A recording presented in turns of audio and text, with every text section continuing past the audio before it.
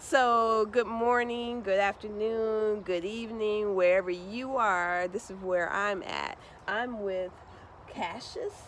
You want to introduce yourself? I'm Lord Cashus D, 5th Universal, Mighty Universal Zulu Nation, the oldest and largest youth-based organization on the planet so-called Earth. We the one gave you hip-hop in the 1970s, yeah? Oh, for real? Yeah. Oh, I want to talk about that now. But see, we only I have. do that too. For real? Okay. That's where I come from, actually.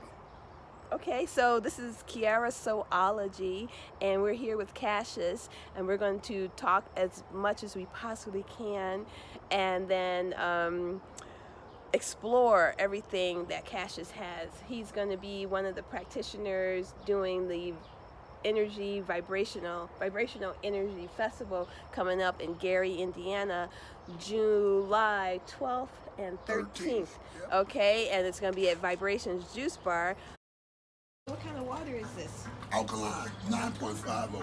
I got a kegging machine. You got a machine? Yeah, I had the machine for about 8 years.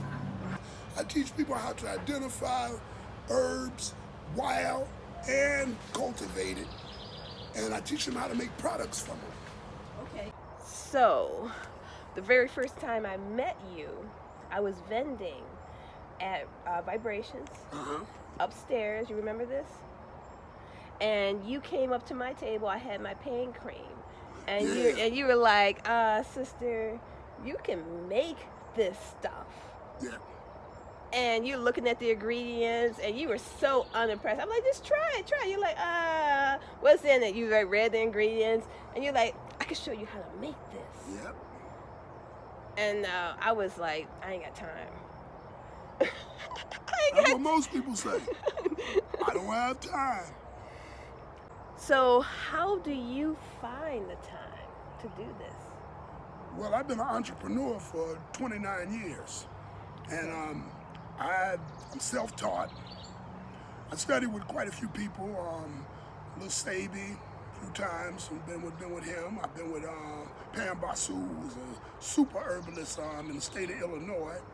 A couple of shamans, one in Colombia and South America. But basically, I'm self-taught. Okay, all right. Okay, so you're self-taught, but so you just surrender to gathering the information and the time. You don't even look at the clock. You ain't trying to be nowhere. You are just trying to focus on this. This is almost like, I mean, that's a lot of devotion right there. Well, if to get something super, you got to put super into it. Okay. You don't put super into it, you don't get nothing super back. So sure. I dedicated the time to study it, to practice it, and to actually pull it off and make it. Okay. I've been making products for 20-something years, and I've made some very good products. I've never had people come back and tell me, oh, that wasn't nothing, because I put time and a blessing on it. So what do you make? I make everything from blood purifiers with the yellow dock, the red clovers, the dandelions, the burdocks. I do pain cream for joints and bones and muscles. I do herbal smokes to clean the lungs. I make blood pressure, stuff for blood pressure, diabetes. I do the vaginal steam that the women do. I'm one of the top makers of it in Illinois. I farm all the herbs for it. I've studied it. I've studied the women. I've helped a lot of them do it. I make, it's a long line of products. I make cream, soaps, you name it. Wow. Okay, so tell us a little bit about your hip-hop connections to hip-hop history. I'm considered the father of hip-hop in Chicago. I've been doing hip-hop since 1977. I started off as a b-boy, as a dancer. I've toured with the legendary Africa Bambaataa and the Soul Sonic Force, KRS-One, and many others. I've been a part of the Zulu Nation for almost 40 years, which is the base and foundation of hip-hop culture. Started in the Bronx, New York in 1973. And I came back and I've taught it in Chicago. I've practiced it. I've raised a lot of artists out of Chicago that are current right now, like Twister and many others. So I'm considered like the Bambaataa of Chicago. This is part of my herbal garden for this year. I make products from all these herbs. I got my lemon balm. It's late for some reason. It's coming late, but we're working on that. I got basket of fire peppers, stevia. This is multicolored sage. You have sunflowers. You have 4 different kinds of lavender. It's 7 different mints here, from chocolate mint to spearmint to black mint to pineapple sage. This is one of my babies here. This is the pineapple that's sage. like when you can smell. You can do this right here that's today. nice. Yeah, that's some good eating. Thyme, English thyme, blue thyme. You got time? We got time. Okay. Lemongrass, my sage bed. This is white sage.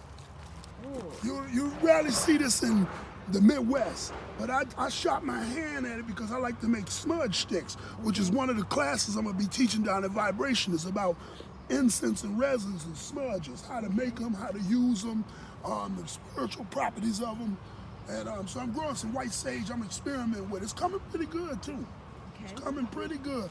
And also, I have lemon sage over here, and in that pot right there, that's purple sage. This is mullein. As you can see, she's ready to harvest because the insects are eating her. This is what they call, some people call it nature's toilet paper. Yes, I used this when I was living in Texas. If you ever in a situation out in the woods, here you go. Yeah, very soft. So, can you do anything with this? Let's tell you about the mullein because that's what we call it. Mullein is #1 herb in the world for respiratory. Oh. The Native Americans dried it and smoked it.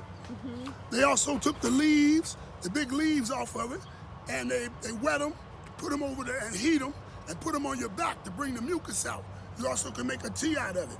It's in the height of its power because you see the little yellow flowers on it. This is the height of the medicine. This is when it needs to be harvested now.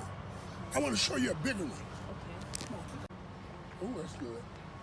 Now, I don't know if people know about oregano. Oregano is one of the hot oils, the strongest hot oils you can make from this. Antifungal, antibacterial. Oregano kills diseases. It's good for the body, the system. I like to take the oregano and make stuff to kill funguses and bacteria in the body. I also make a mean mouthwash out of this too. Oh yeah, I see that oregano and mouthwash. that and the mints together is something else.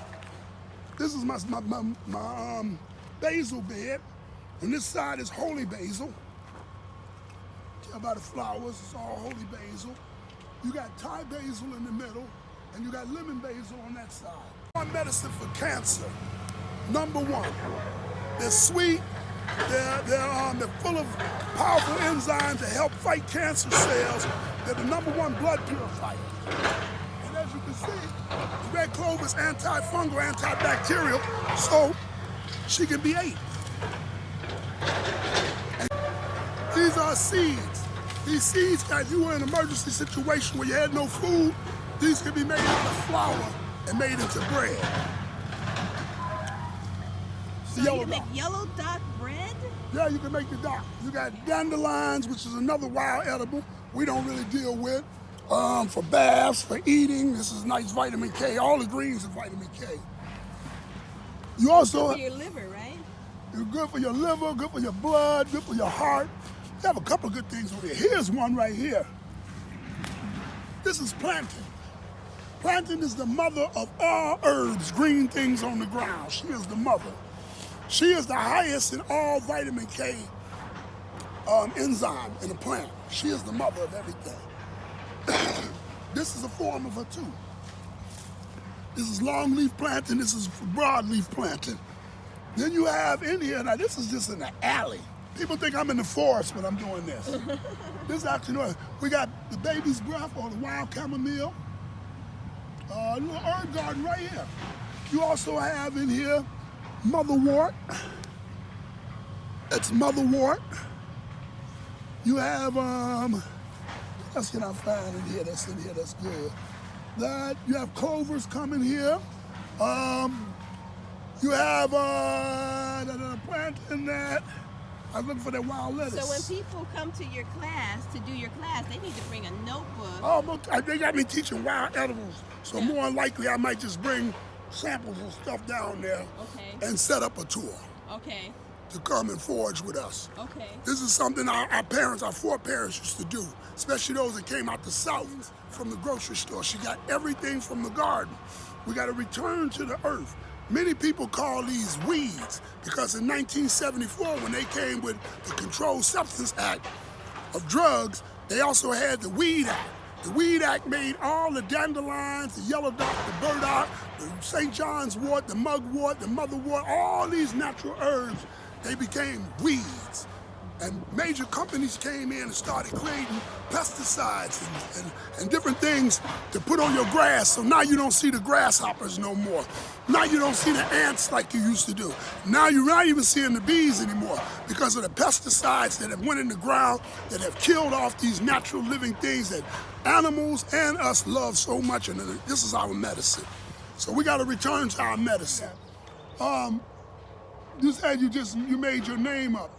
That's part of Kuji Chagalia, self-determination, to define yourself. You asked me earlier, what makes me do this? The definition of oneself. Who am I? What am I capable of? Do I do what society tells me I must do in the box, or do I create an existence for myself, which is more wholesome, healthier? I focus on the mind, the body, and the spirit. And those are the gateways in the kingdom of God. That's the Trinity, the mind, the body, and the spirit. When you make up a name, and it's an attribute of who you are defining who you are. What's in a name? Self-determination. Define yourself. Create for yourself. Do for self. You know, we're coming into the shift, into the 2020 equinox that's coming up, which is the actual start of the new millennium. And in the shift, the earth is going to change. And humankind must adapt to the change in the earth. That's why you see certain insects you don't see anymore. Certain things that are happening, the rain and the weather and the stuff like that, because the earth is going into a shift into the millennium. And we must adapt to the shift. So define yourself, name yourself. We have the School of the Ancient Mystics. The School of the Ancient Mystics is based off, like I said, herbal science and product development. But our key are the 7 principles of the Nguzo Saba, which you get Kwanzaa from. So we operate on all 7 principles, from Emoja to Kuji Chagalia, to Ujamaa, to Ujima, to Imani, which is faith, to Kawumba, our creativity. You see, Nia and our purpose. We have to have all of these things inside of our repertoire of human character in order to do stuff like this, because you have to have respect for these plants. These are living things. They talk. They have words of frequencies of their own. They let you know things. They heal the body. This way, the green is everything. So if you want the greatest medicine, you have to cultivate the medicine. You have to treat it like it's one of your children. Because this is what heals you. And we can get away from Dr. Frankenstein and all the rest of his creations that he done brought to us that he destroyed. As you know, how it goes. You know, it's so funny you talk about making up names. I made up all... You is everything. Most young people have no definition of oneself. They are modeled off of TV and the internet. And they're picking up the characteristics of life through that, because the adults are not teaching anymore. We don't teach grandma and granddaddy's story anymore. If I don't teach grandma and granddaddy's story anymore, then how I know where my family come from? And if I don't know where my family come from, how I know where we're going?